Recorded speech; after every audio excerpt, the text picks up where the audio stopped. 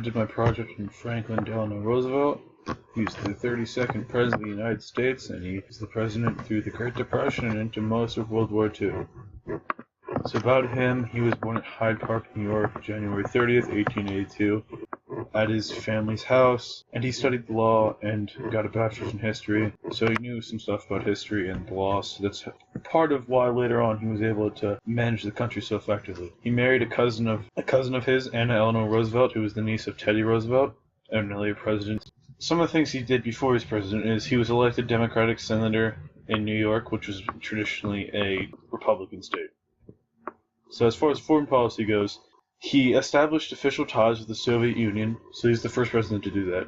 And his good neighbor policy, which said that the U.S. wouldn't interfere with the foreign relations of Latin American countries, really began the United States' international influence, and it helped our relationship with Latin America to the point where they eventually joined World War II on our side.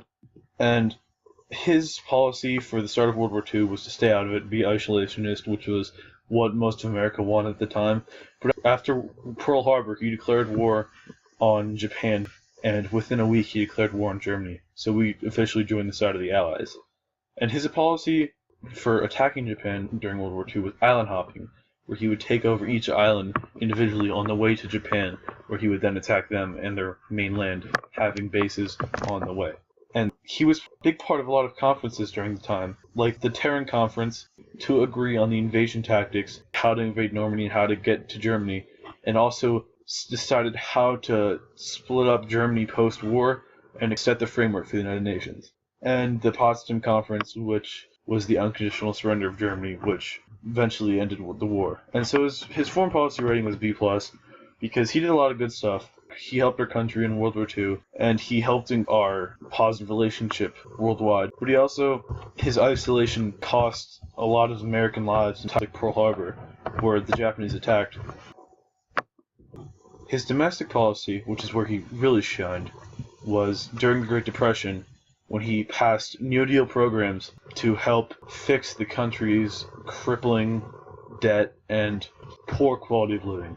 And so after a 100-day session with Congress, he passed reforms called the New Deal, and there's two waves. And so some of the programs were like the AAA, which not the car thing. It helped farmers by setting the prices for crops so they wouldn't overproduce and get themselves into deeper economic ruin. The National Labor Board, which to ensure equality, like racial equality in jobs. The Public Works Administration to get people jobs, and the Tennessee Valley Authority, which was to kind of improve the poor areas of the country. And some of the policies, like the Tennessee Valley Authority and the Federal Deposit Insurance Corporation, are still around today. So it really had a long-lasting effect on American economics. And so because of how much he helped America, he got an A+. And so some of the things that happened while he was president were women worked in factories while the men were away at war. It opened up more opportunities for them to work. And severe dust storms ravaged the Midwest. Because of the bad farming techniques, it got the topsoil all loose, and so wind blew it away. It forced people to move. And Mexico nationalized all the oil operations in their country, so that kind of ruined our businesses and economic interests. And so the overall rating was an A because it really helped to modernize the economic system of America. And his foreign policy helped to establish the United States as an interventionist world power. And that's their 32nd president. I hope you enjoyed.